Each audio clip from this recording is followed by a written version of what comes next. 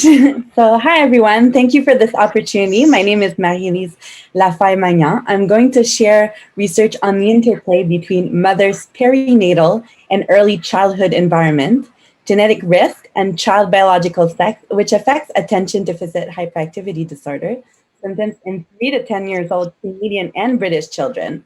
So, feel free to email me and connect with me.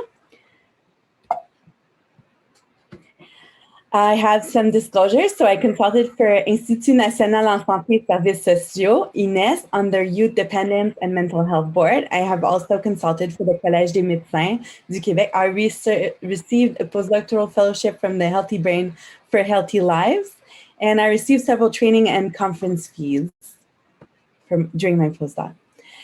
This research was funded by the Healthy Brain for Healthy Lives. The Canadian cohort was funded by CIHR, FRSQ, March of Dimes, Forlian and Waco Foundation, the Blema Arnold Steinberg Family Foundation, the McGill Faculty of Medicine, the Ludmer Center for Neuroinformatics and Mental Health, the Sackler and JPV Foundations, while the UK cohort was funded by the UK Medical Research Council, the Wellcome Trust, and the University of Bristol. So ADHD is diagnosed in 5% of children, with another 5% exhibiting subclinical symptoms in North America. ADHD, within community samples, boys are 4 times more likely to be diagnosed than girls. And as we heard it this morning from our keynote speaker, ADHD is a high heritability, and we've known for decades about this. So what's exciting is that in a study of Canadian children, we previously found in a 2-way interaction that there was an independent contribution of prenatal and postnatal maternal depression on child biological sex on ADHD symptoms after adjusting for polygenic risk susceptibility. Subsequently, we investigated a 3-way interaction, so a gene by environment by sex interaction, and found that there was a prenatal and postnatal depression interaction with genetics as a function of sex to explain variance in ADHD. So we show this in this slide. We show the sex-specific interaction between gene and maternal depression. On the left panel, girls showed no interaction effect of maternal depression and genetics. So as maternal depression increased, so did the ADHD symptoms. However, on the right, whereas in boys, the boys with the most genetic risk started off with lower ADHD symptoms when maternal depression was low, and then had higher ADHD symptoms when maternal depression was high than the boys with the lowest genetic risk for ADHD. So this led to this talk today. We wanted to expand on our previous research to evaluate more environmental risk by including prenatal adversity and broader construct of prenatal mood. So we wondered if there could be a greater interaction effect if we considered the joint effect of broader maternal prenatal environment, genetic susceptibility, and child biological sex. So this work stems from the Dream Big Consortium to harmonize data across similar prospective studies, like ALSPAC, Generation R, MAVEN, Gusto, Predo, MOBA. In order to replicate analyses, we use data collected from 2 similar studies. The Avon longitudinal study of parents and children, called ALSPAC, was collected in the UK, and it was recruited in between 1991 and 1992. The MAVEN study for maternal adversity, vulnerability, and neurodevelopment project was collected in Canada and recruited between 2003 and 2009.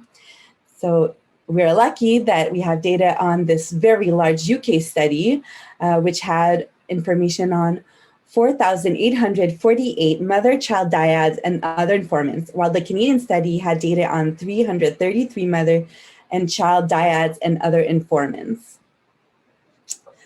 Both studies had about equal amounts of boys and girls. These cohorts mostly represent Caucasians. Mothers in the MAVEN study were older than in ALSPAC. The MAVEN study may represent the outcome of children from higher socioeconomic status mothers as well. So we needed to harmonize our outcome measures. So we needed to harmonize an ADHD construct across similar studies. So we investigated both the use of composite measures, a general latent factor for ADHD, a bifactor model for ADHD. So that is a general factor for ADHD and methods factors, which were informant factors. So we tried to include and exclude clinical interviews like the PAPA and the DABA. We evaluated how these summary measures cross-correlated with each other. And since the UK study has been going on for so long, we were able to see if our ADHD factor correlated with clinical ratings at an older age, which it did. And this is highlighted in the red box. So there's a lot here, but it's just to show that we investigated different ways to construct the ADHD factor. And what we ended up doing is selecting the outcome summary measure based on fit across the studies. And the outcome measure is the latent factor for ADHD from a confirmatory factor analysis and uses a bifactor structure. So this factor was constructed from parent, teacher, child, field worker ratings, and diagnostic measures in both studies, again, using a similar structure. So in the Canadian study, the Strength and Difficulty Questionnaire, SDQ, Connors Rating Scale Revised, the Preschool Age Psychiatric Assessment, PAPA, the Child Behavior Checklist, CBCL, and the Dominic were used. In the UK study, the Development and Wellbeing Assessment, DABA, the SDQ, the Rudder, and Evaluation of Fidgetiness and Impulsivity were used. The ADHD factor displayed reliability in both studies. And numbers on the lines here, and I think you can revisit this later because this is recorded. These display the item-specific loadings. And just wanted to let you know, so there's also multiple time points here. So what we did to validate our construct within the Canadian study is that we looked at this construct for ADHD from the bifactor model, and we evaluated its association with risk factors and comorbidities. So younger and less educated mothers had children with higher ADHD factor scores on the left, so that's highlighted in the red box. And then on the right-hand side, we had higher ADHD factor scores that were associated with greater sleep impairment and psychiatric comorbidities, and items not used in the construction of the factor. So the comorbidities are, CD and ODD, and the items not used but that we had were Connors hyperactivity and Connors cognitive score. So for the prenatal adversity, we use a factor that was constructed by Dr. Esther C.K. in a similar way to the ADHD factor across 3 cohorts. The adversity factor is based on life events like grief, contextual risk, like financial difficulties, personal stress, like substance abuse, and interpersonal stress, like family difficulties. Dr. Esther C.K. also used measures of anxiety, depression, pregnancy reaction across 3 independent studies to construct a general prenatal mood factor, which is what we use in this study instead of using prenatal maternal depression. So we use the broader construct. So here to look at postnatal maternal depression, we considered the effect of cumulative exposure of postnatal maternal depression on ADHD. We calculated the area under the curve for the Crown-Crisp Experimental Index Depression Subscale, collected from birth to 3 years of age in the ALSPAC. And then we used the Center for Epidemiological Studies Depression Scale collected from birth to 5 years of age in the MAVEN study. For genetics, in order to use similar genetic susceptibility risks across the two studies, we used the polygenic risk score for ADHD at a threshold of 0.3 based on best fit to predict general psychopathology from a meta-analysis conducted by Alex Newman across 3 similar cohorts, ALSPAC, Generation R, and MAVEN. Covariates were maternal age, maternal education, principal components for gene imputation, which represent ancestry. So in order to investigate a complex 3-way interaction, so a gene by environment and sex interaction, we used the LEGIT package developed by Alexia Jolicoeur-Martineau. The package attributes optimal weights to the adversity risk, the prenatal maternal mood, and the postnatal depression while probing the interaction with the polygenic risk score or the polygenic risk score and sex.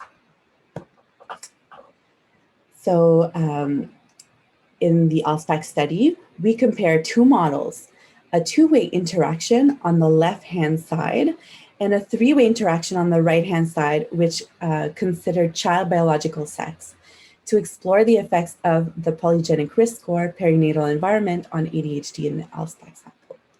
In the 2-way interaction model, we observe only main effects of gene and environment. In the 3-way model, we observe a gene by environment by sex interaction, as well as a gene by sex and environment by sex interaction and main effect. Sorry, I'm highlighting the interesting findings here. Of note, both models had good leave one out cross-validation. So in the smaller study, in the MAVEN study, the Canadian study, we also compared a 2-way interaction on the left and the 3-way interaction on the right, which considered child biological sex, to explore the effects of the polygenic risk score and the perinatal environment on ADHD in the MAVEN sample. The 3-way interaction was not replicated in the smaller sample, but we found consistent main effects of the environment, the sex, and maternal age across both studies. So what does it mean? Although we observed a 3-way interaction in the largest cohort from the UK, we didn't replicate the finding in the Canadian cohort. In the future, we may pool data and control for site. We need a large cohorts to detect differential sex effects on polygenic risk score by perinatal environment interactions. Data permitting, it might be important to also include evaluation during middle childhood when constructing an ADHD factor. Both cohorts showed main effects of the maternal environment, child sex, and maternal age. The environment exposure during the prenatal and postnatal period, especially prenatal adversity and postnatal depression, appear to be important for the expression of ADHD symptoms in boys. Women's age and well-being are important for their child's outcome. There are perhaps epigenetic mechanisms at play that were unexplored here. It seems pertinent to investigate the interplay between sex, early childhood adversity, maternal depression, and DNA post-translational modification pattern, RNA expression, protein concentration, brain structure, and function to further understand the sex dimorphic mechanism. So we've made several contributions, like constructing a latent score for ADHD for multiple informant, multiple questionnaires, and multiple time points. We used 2 independent cohorts with evaluations when kids were 3 to 5 years old and when they were 3 to 10 years old. We investigated prenatal adversity and depression and postnatal depression. And we used a novel 3-way interaction that investigated the role of sex on the gene by environment interaction. So thank you so much to the MAVEN ALSPAC generation participants, research teams, and PIs. Thank you to the Dream Big Consortium members, collaborators, and thanks to Ashley's lab. I'm grateful for the many sources of funding that support this project.